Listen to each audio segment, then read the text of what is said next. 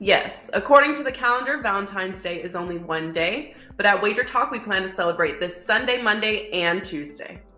It may sound corny to say we love our customers, but you are the reason we work so hard to set the customer service bar at a whole new level.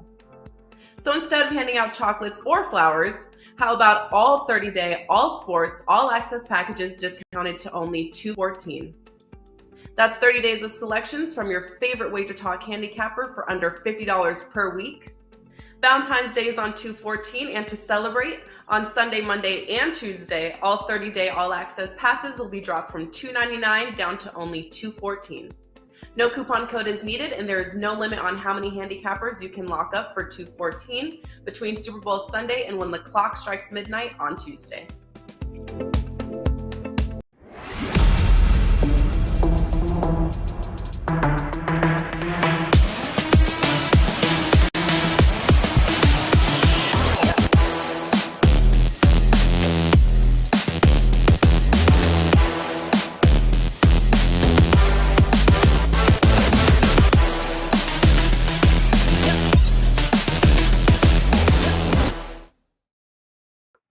Hey guys, welcome in and a very happy Tuesday to you here. It is February the 15th, if you can believe that already. And the NBA, it is All-Star Week. We do have a couple of more days of NBA games to sort through. 7, in fact, tonight.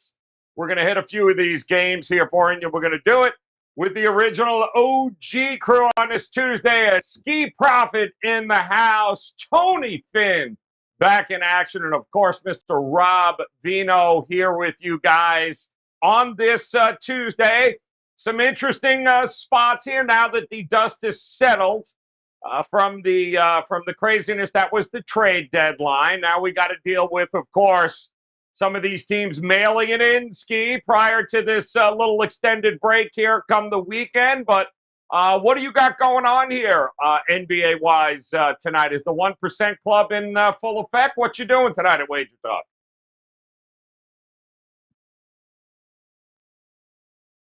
Yep, still muted.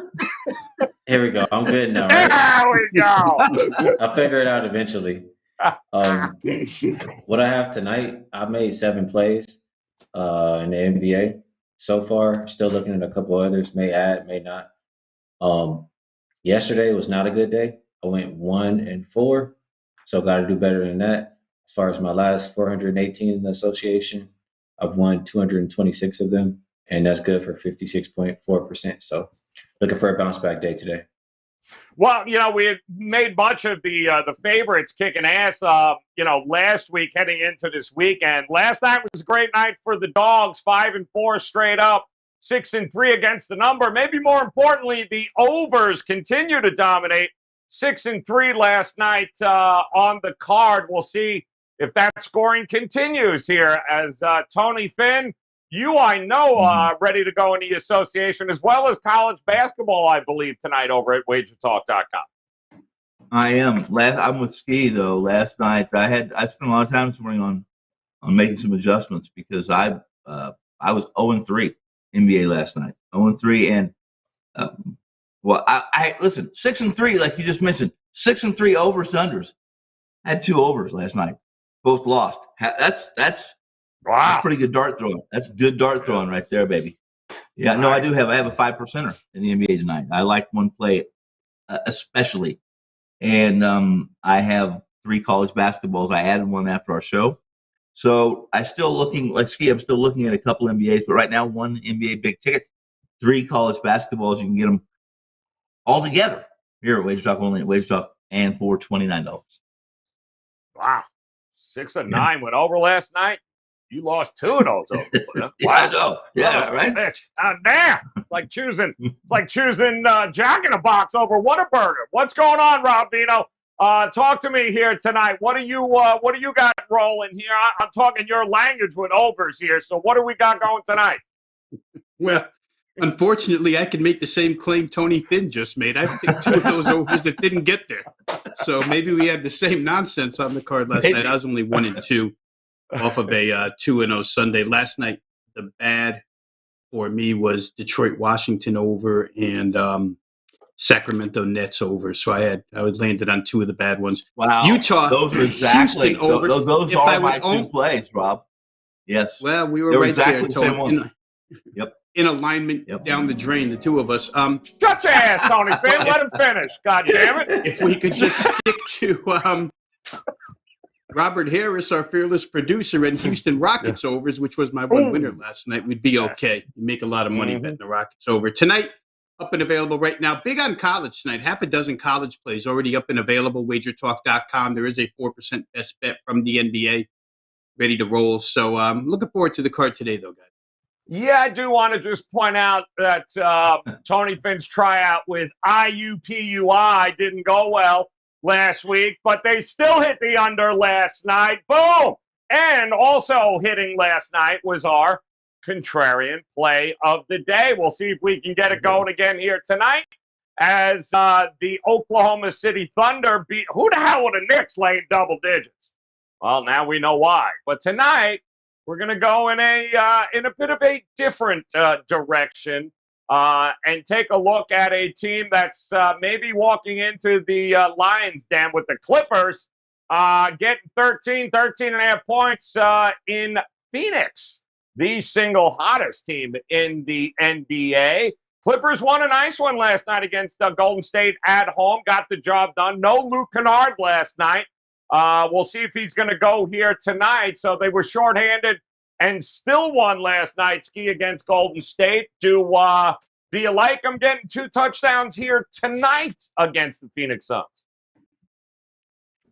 This is not a game where I'll be putting my money on it. I'm just going to say that up front. But the Clippers playing last night, usually I'm a guy who wants to go for rest advantage.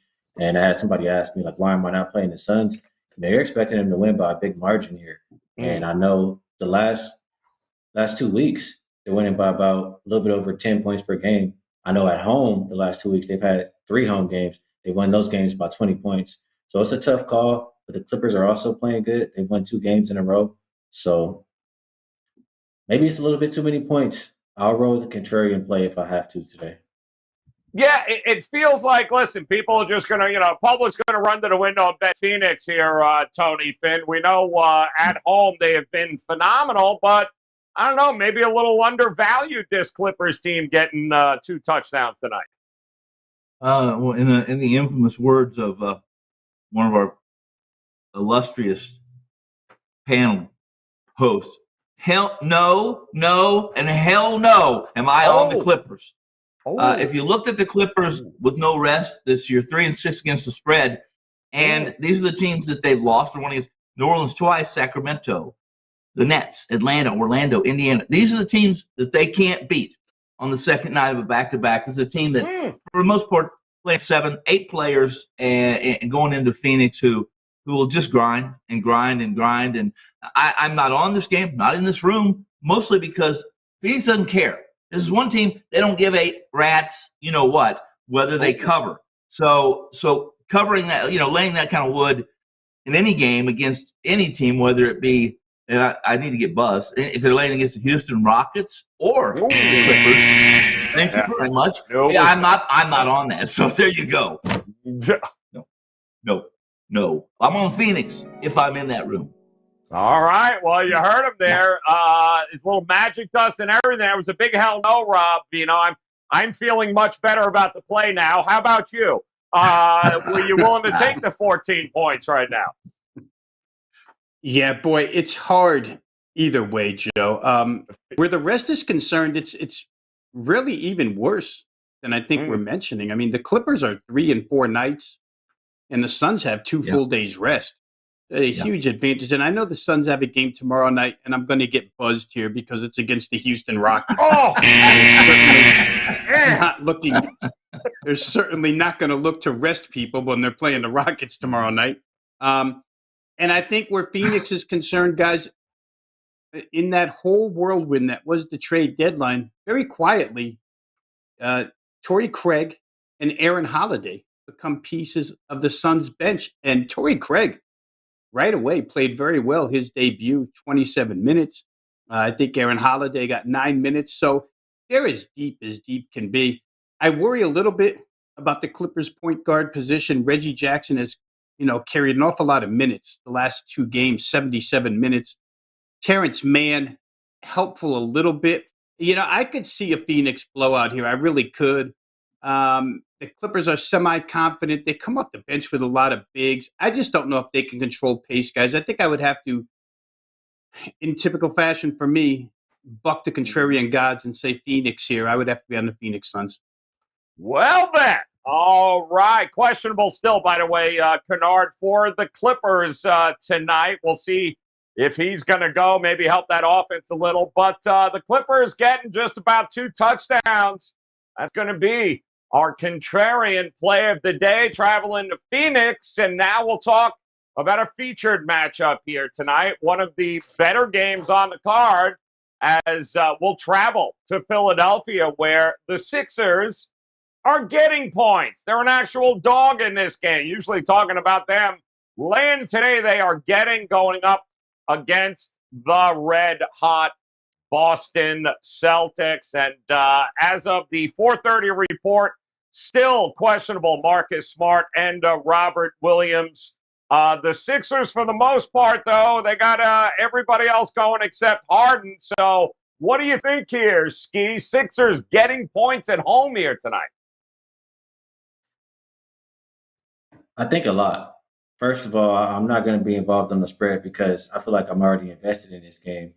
Before the season started, I took Celtics I was high on the Celtics and they were letting me down early in the year, but I took them somewhere around 8-1 to win the division. So this is a pretty big game as far as that goes. And I also have a pretty nice bet on the Celtics win total. So I think, I'm pretty invested on that side already. As far as the total, Celtics play good defense, and they play especially good defense when their starting lineup is out there. So I want Marcus Smart there. I want Williams in the lineup. And just looking at the last 2 weeks, they're holding their opponents under 95 points per game. And you just look at, what Philadelphia has been doing, mostly since the trade deadline, because you lost a lot of players over there. They still don't have James Harden in the lineup yet. Their games, the past couple of games, are not even making it to 200 points. So combine that with how slow Philadelphia plays, which is a bottom 5 pace in the league the last 5 games. I like this one under the 210 tonight. Ooh, I like that. All right, going with the under in this one. Talk to me here, Tony Finn. Obviously, I think Marcus Smart and Rob Williams are big ifs here at this point. But what do you think about the Celtics taking care of business on the road tonight?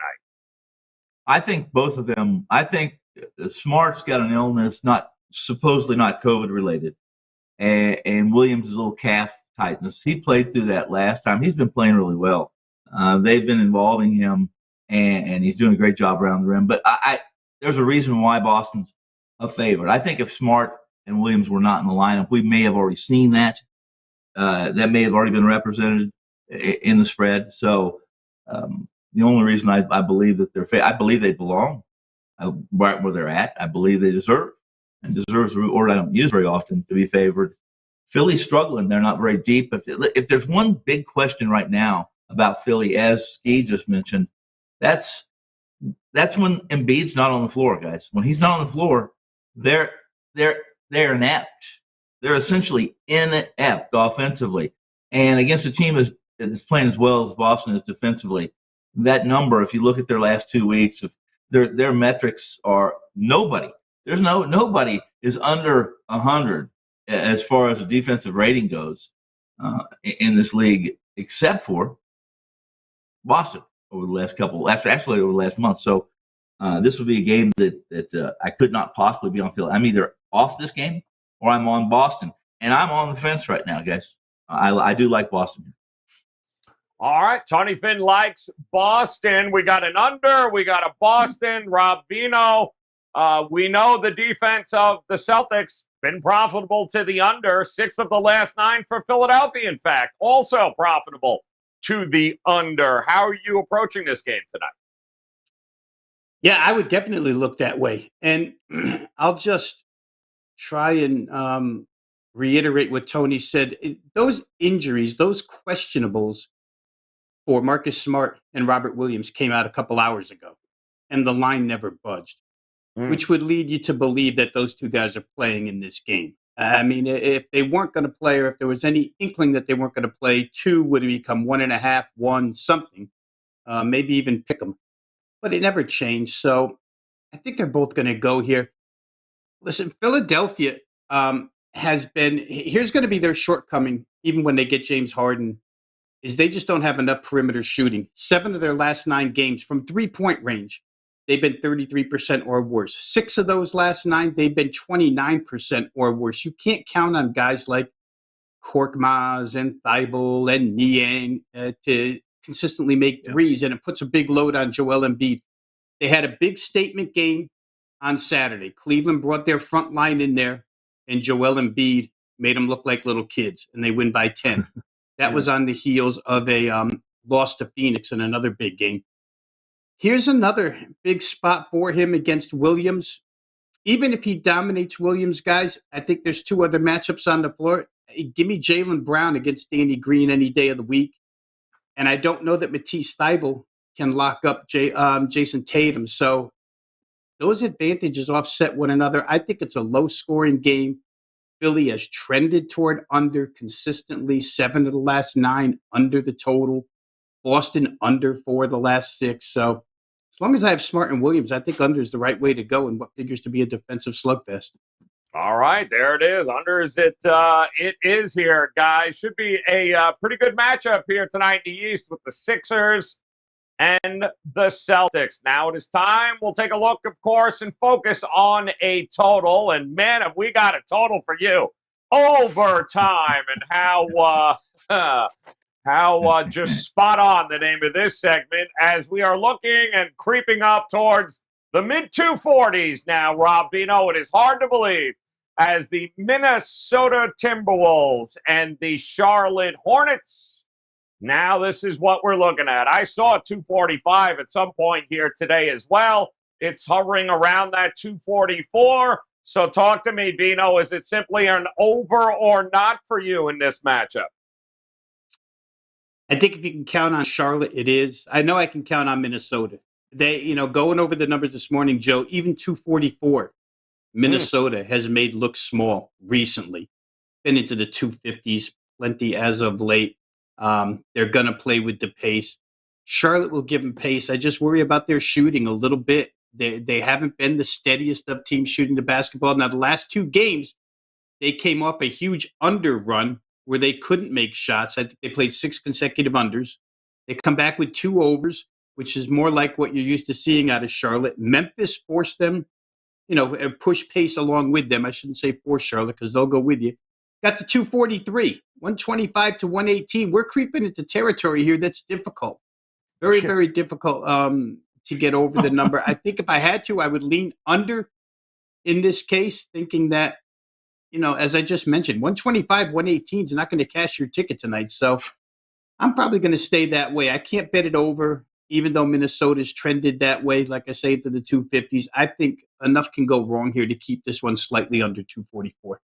Damn, Ski, did you hear that? Rob Vino went under in a Charlotte-Minnesota game. What do you think, man?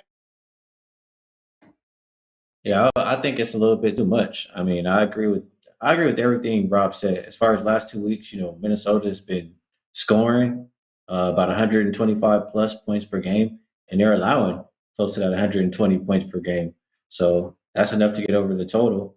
But it's the Charlotte side. Their offense hasn't been there. They're the 24th offensive rated team in the last 5 games.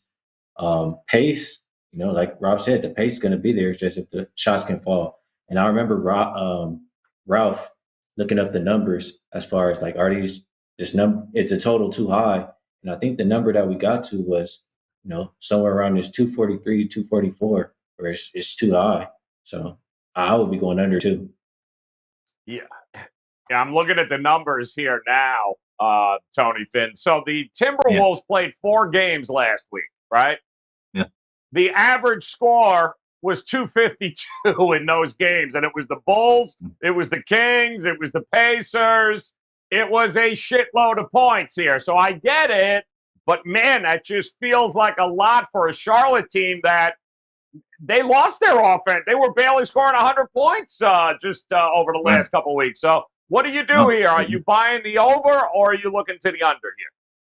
No, I can't play the over. Here's I played under in this Minnesota game. I think beginning last week. I don't remember what night it was. It was Minnesota, but it was It was in the high 230s, and I said the same thing that we're saying here. I thought the same things that everyone's saying here, and the number's too high.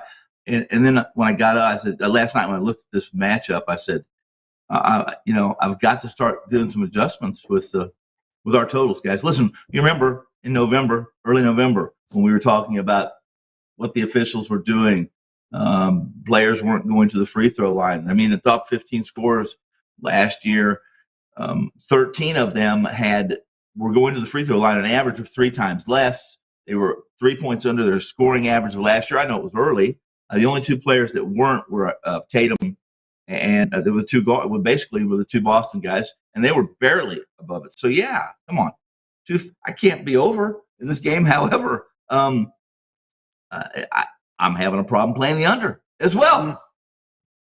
So if I'm going to be somewhere, I will agree with these guys. I can't go over that number, Joe. It's an awful big number. Everything has to go just right. So I'll tell you this, guys, the record is absurd. The Timberwolves, I don't even know. I mean, I'm trying to make sure that I have my numbers correct here. They're 25-6 to the over on the road this year. Good Lord, 25-6. Wow. All right. See what happens here tonight. Let's take a look. They're at home, though. They're at home, though, right? Yeah, well, yeah, no, I know they're home, but I can't even believe that they're on. Still, what this much different? Look at what their record is at home here. They're still, 70% to the over? Like, that's crazy. And the Hornets, by the way, averaging 228.4 Hornets over the course of the season. That's the average score of their games. Just crazy, man. It's kind of hard to not look at the over. Let's see what the dog has got barking here tonight. That's my dog. That's my dog. That's my dog. That's my dog. And anybody got to say anything, you let me know. That's my dog. All right, let's check them out. We got a few of them to go here tonight. Sixers, Mavs. We've got the Cavs are also a dog tonight, along with the Pacers. The Pelicans back in the dog spot, just like last night. The Hornets are a dog, as are the Clippers here. So interesting with these 7 games tonight. 7 dogs here. Ski, which one might you want to make your own tonight? Well, I'm gonna roll with the Hornets, and I played them today. I played them plus 225. I didn't see what they are currently right now, but I don't like the spot Minnesota's in. They have less rest than Charlotte, I think, in this one, and they also play again tomorrow. And just in general, Charlotte is kind of owned Minnesota. They've won and covered 5 of the last 6 meetings, and also I don't think you need the points because Charlotte, they either win or they lose. Like, they don't cover. In their 29 losses, they've only covered 5 of them. They're losing by an average of, 12.8 points per game. And this is a game that I think is winnable. So plus, I got plus 225, plus, whatever's up on the screen. I like the Hornets tonight. All right, back in the Hornets here, taking a plus 6 here up against the T-Wolves. What about it, Tony Finn? Which one of these dogs are you leaning towards here tonight? I'm going to throw out it's not much of a dog. And is it still a dog? Let me ask you that. Is Cleveland still a dog in this game? I believe they are. Okay. Not much of a dog, right. It isn't much of a dog. However, I like Cleveland in this situation. I like the move. I like the LeVert add to this team offensively. Everybody I talked to really thought, well, no, it's going to hurt, of course, playing time. It hasn't. And first off, this ex-Auburn Tiger is a guy who is defense heavy. He's defense first at this point in time in his career. That's what they get from him. He's a guy that also can score. I think he scored 18 or 20 a couple. But last time out, what's he scored? 5 points. He's a guy that's going to have in the lineup. LeVert's the guy that's going to score. but Levert gives them a lot of versatility that they did not have. And when they get Markinson back, watch out. Absolutely watch out, especially if Mobley and Allen are in the paint and healthy. So I'll take Atlanta to make Cleveland look pretty good tonight offensively, and Cleveland to make Atlanta look pretty slow offensively. Give me Cleveland and the points there, and that's my dog for the day. There you go. He's got some Cleveland Cavalier going on here tonight in a pick'em. They really went out on a limb there, Tony. All right, so Vino, talk to us here, man. Which one of these dogs you looking at tonight? Yeah, this happens when I go last. And I changed for Teddy one day. I ain't changing. There you go. I'm all set to go with Cleveland. Tony Finn also likes Cleveland, but we're going to double up on Cleveland because I'm not going to change the underdog here. Cleveland, unlike the matchup against Philadelphia last weekend on Saturday night, there's no big guy to contend with here for this team. They're not going to get shredded interior-wise like they did by Joel Embiid. They pride themselves on that front line. They just weren't good enough to face one unique center in the NBA. I think they'll be just fine here against Clint Capella. The fact that John Collins is not part of this game helps Cleveland's front line even more. They're 19-11 against the spread against the Eastern Conference. They're 18-10 against the spread as an underdog. They're 11-7 against the spread as a road dog. And Atlanta's just been playing lousy late. They're a little bit shorthanded. Again, Collins a big piece gone. But they've lost 4 of their last 5 by 9 points or more. Not even close, by 9 points or more. They had a big lead on Boston on Super Bowl Sunday. They wind up getting beaten by 10. I don't know that Trae Young can carry them even at home to this win. I think Cleveland, like Tony said, with the added offensive firepower from Levert, it really helps Darius Garland out. Give me Cleveland plus the 1. It's been the best roll for me in this underdog segment. Just take the team that's plus 1 and you'll cash a ticket. I'm going to do it again. If it ain't broke, man, do not fix it here. Cleveland opened up as the favorite in that game too, guys, overnight. But that has since flipped. They are now the dog, which means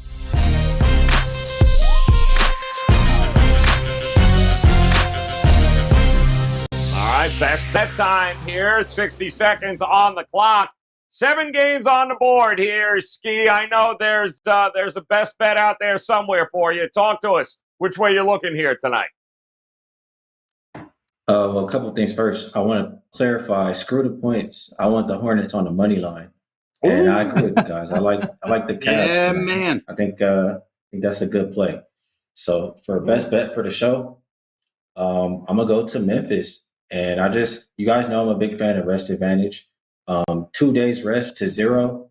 And I tell you guys all the time, favorites with the rest advantage, they win over 70% of the time. I think about 71.5% of the time since 1995. And if you combine the money line and the spread, like you're putting the amount on the money line, the amount you're winning, you're then risking on the spread. So if they win, you don't lose. If they cover, you win both. If they lose outright, you lose both. That puts the odds at minus 147, and the implied probability at that is 59.5%. So I like the edge I have there. I think Memphis beats them early and often.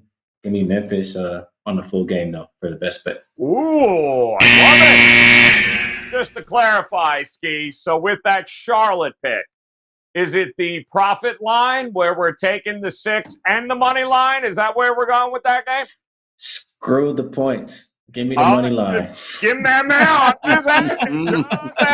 You got it. Perfect. Good. The points are out the window. Give me the ML. All right, Tony Finn, you are up. 60 seconds on the clock. Where are you looking here tonight?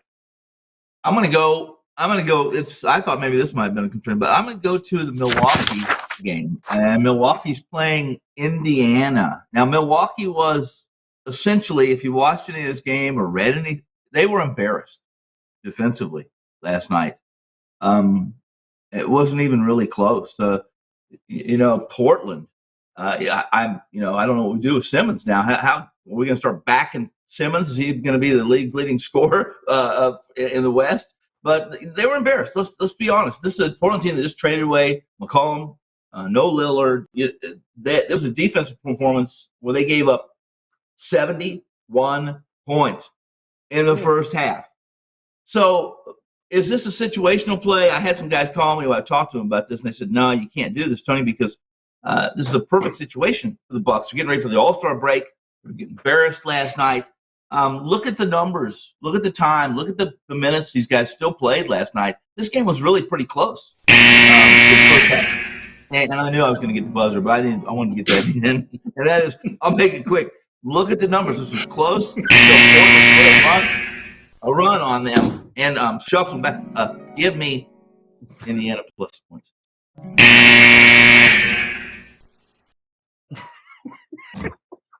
Robino! Robino, that was great. All 120 seconds of it. Talk to me, Robino. Where are you going here tonight? Wow. 3 buzzers, Robert. You're killing me over here. I'll get another one before it's over. All right, here. I got 52 now, Tone. Thanks.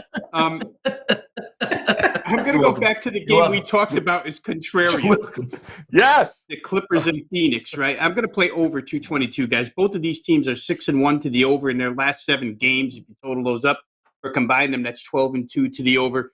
Phoenix has been simply unstoppable shooting the basketball. LA Clippers are on back-to-back nights here, having played Golden State the night before. I don't know where their defense will be, but Phoenix has been 50% from the field or better in 7 of their last 9. That's amazing. I think that shooting comes out here. Last night in the LA Clippers Golden State game, we saw the final go 119-104 in favor of the Clippers. I think that might flip-flop here tonight. 119-104, Suns gets us paid. I think 222 is a fair price. Give us over 222 Clippers Suns. All right. Going up and over the total. I think this means it is time. No. We got ourselves a John Ryan angle of the day. John Ryan over at sportsmemo.com. We always appreciate his input as he's telling us that we want to bet on road underdogs. And in this case, the Dallas Mavericks tonight in Miami. They want it to be a non-conference matchup. And if the home favorite, this case being Miami, coming off a win as a favorite, but did not cover, well, that team's 72-41 against the number. That is 64% over the last 5 seasons. And wait a minute. It's the ski profit angle. If our favorite is playing on 2 days rest, well then 12-3 against the number, that is 80% over the last 5 seasons. So here's what you want to do.